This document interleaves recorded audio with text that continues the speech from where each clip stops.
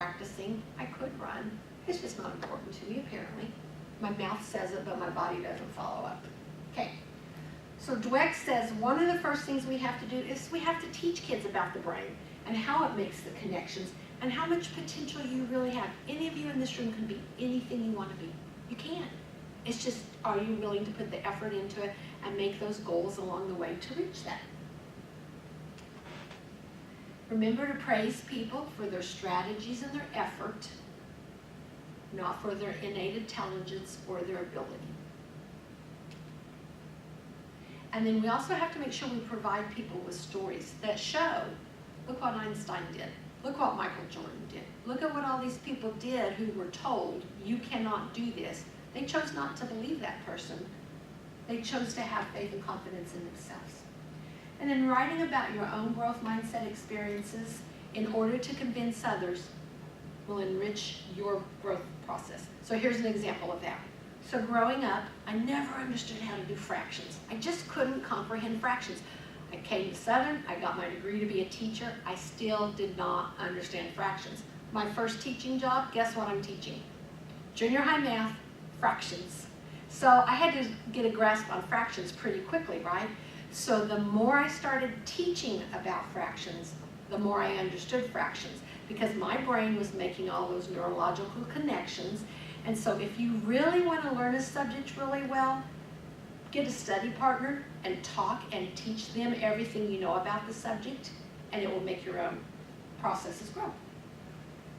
Okay, so in summary, a growth mindset helps us to be motivated and helps us to be successful.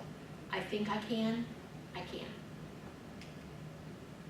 A growth mindset can't be learned. I love learned. We would say learned, the Scottish say learned. So you can learn, you can move yourself from the I can't. Anytime you catch yourself saying I can't, stop and listen to yourself. What is it that you're saying you can't do? I've always said I can't draw, I can't sew. Those are two of my big can'ts, because my mom and my grandmother could sew from a pattern made out of a paper bag. Literally, they did. And I would be like, I can't sew. But then I took a sewing class in junior high a million years ago. I could sew. It takes patience and it takes attention to detail. And I don't like being patient and I don't like to pay attention to detail. I like big picture stuff. But I could do that. So one day as an adult, we were having some professional development for teachers. And we were talking about the brain. And they said, draw this picture. And of course I said, I can't draw. I'm not an artist. I can't draw. So they took the picture and they turned it upside down. What that caused my brain to do when they turned that paper upside down, I went to the other half of my brain. And what they did with that picture is they put a grid on it, like vertical lines and horizontal lines. And then instead of like draw this picture, it was like do one little square at a time. Just mimic what it is you're seeing in there. And when I turned it upside down, right side back up, it wasn't bad. I was like, I did that. And so it was a matter of, first of all, not saying I can't. And second of all, thinking outside of the box, using a different strategy to draw that picture than what I've thought of. And really becoming an artist. Some of you are naturally gifted at that, and some of us aren't. But we can all learn it. We have to learn about how do you do shading and how do you control thickness of lines and what medium would be best to do this picture in, for example. We can foster a growth mindset in other people by doing these two things. Use the kind of feedback that promotes their effort, not their innate ability, and teaching them about the potential our brains really have. And then role model for other people. When I had to role model how to do fractions, I learned how to do fractions.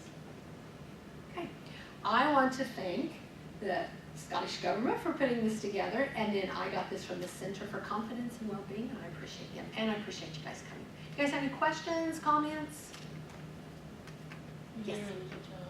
Oh, thank you. It's so exciting to think there's nothing you can't do if you believe it. If you think you can, you can. And if you say you can't, you can't. I'd have lots of conferences at school where parents would come in and say, well, she can't do math because I couldn't do math. You ever heard that? Or, well, I wasn't good at this, so my son's probably not going to be good at this, or my daughter's probably not going to do that. But that's not true. So we're born with a certain amount of intelligence, but we're not limited by that. We can change that by believing that we can change that. Okay, so thank you guys for coming. I appreciate it. I do have 3 of Carol Dweck's books in my office.